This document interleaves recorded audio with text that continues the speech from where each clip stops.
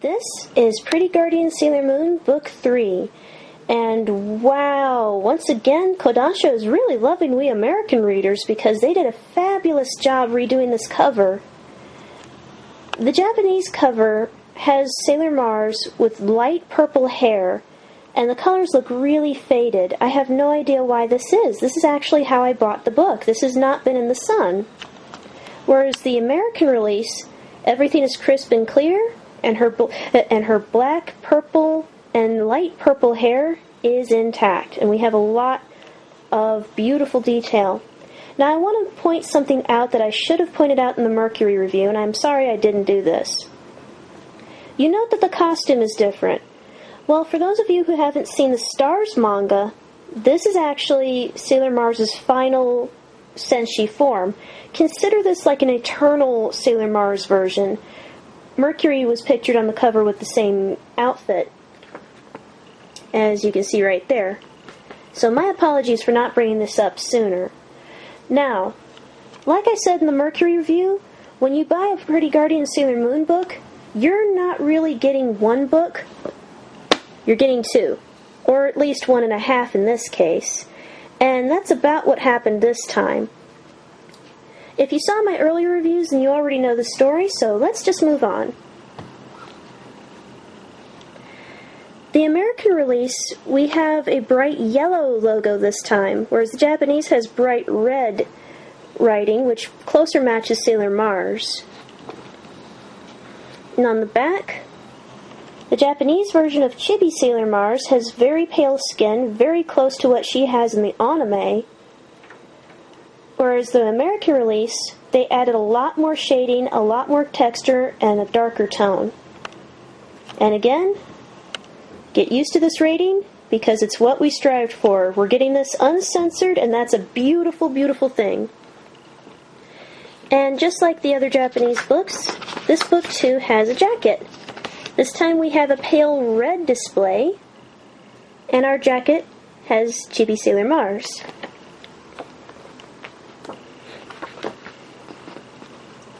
The artwork for the front page, again, is a little bit washed out. I hope this comes up okay in the camera, but it is really washed out. I have no idea what they were doing. Whereas when Kodansha released the American book, it's a little bit better, not as pale.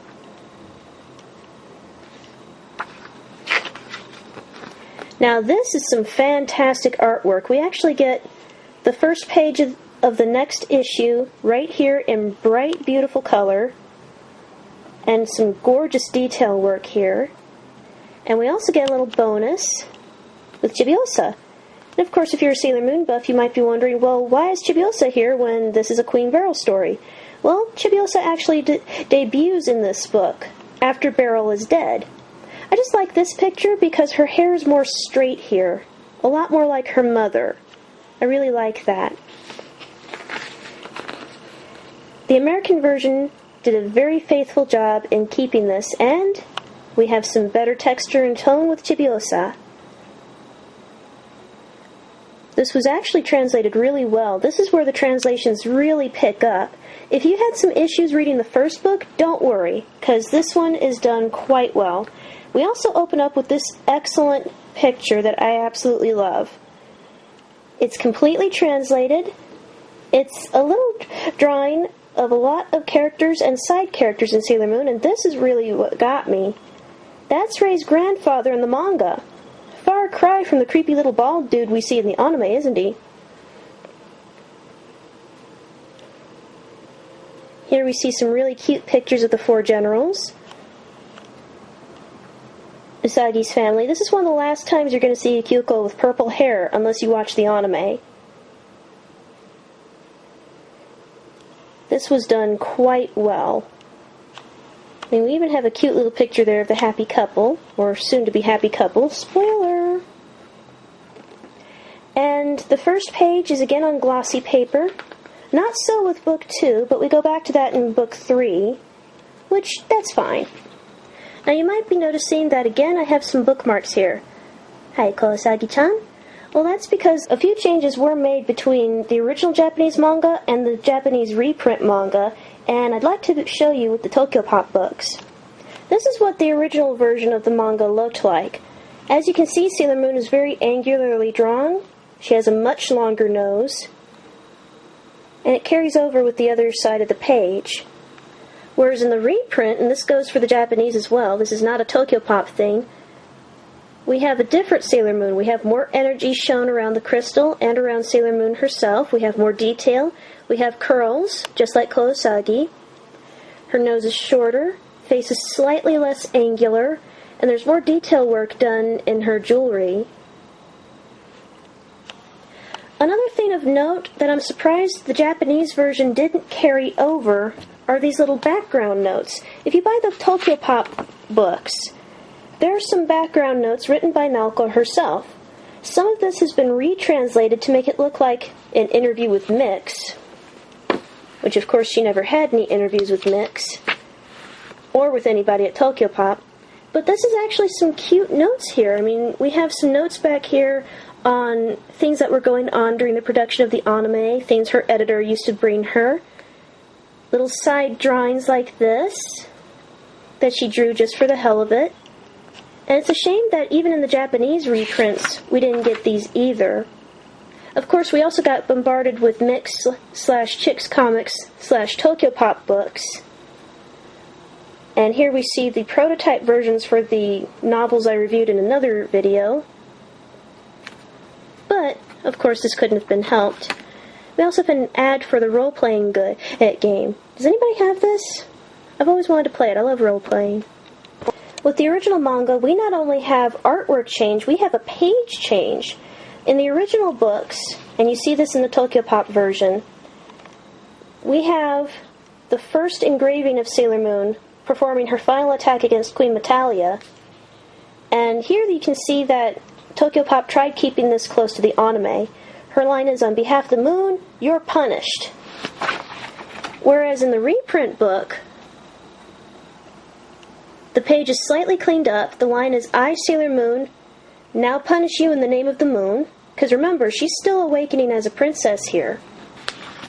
And then we have just a few pages into this, we've got this shot of Sailor Moon activating the crystal on the wand. Whereas in the reprint, that next page is right next to it, and it's been completely redrawn by Naoko. Again, we have the beautiful wispy curls that we will later see on Kurosagi. We have more detail work in the wand, and her eyes have been finished. This is really interesting. You do see this a lot when you compare the manga. You'll see a lot of panels that had more details added in later.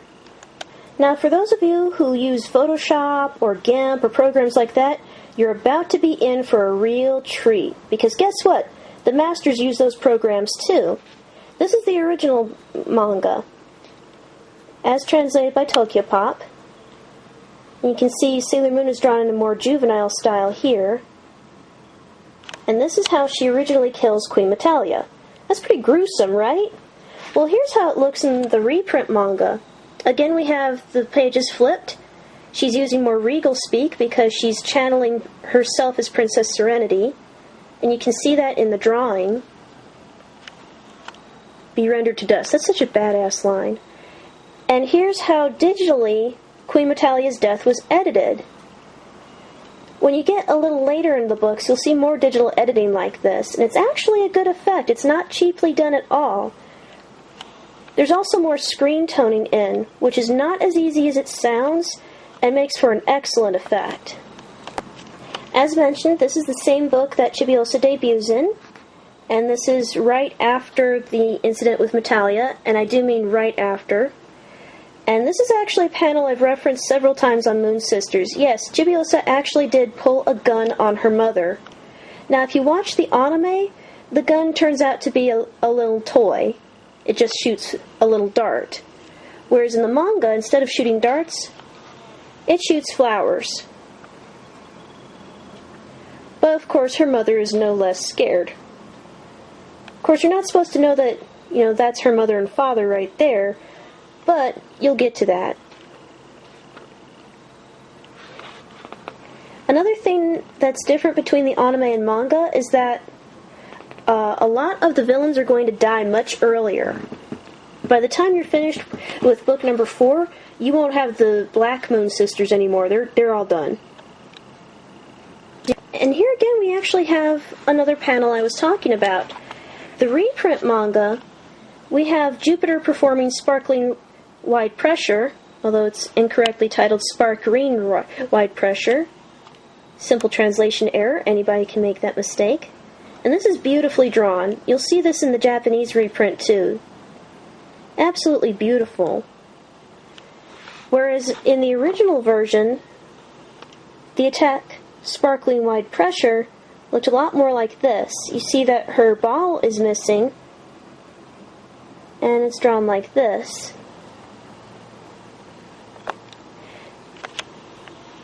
So keep your eyes open for different drawing changes if you do happen to have the Tokyo Pop version. Once again, we have some well done translation notes, and I actually got a good lesson here. I didn't realize some of the stuff that was going on here. It even has a definition of chibi and why she and her sister have that nickname. You must have this book to understand. Now, this book ends with a preview translated perfectly of book number 4, along with an ad for all 3 of the books that have come out to this point, and our little spoiler page in the back.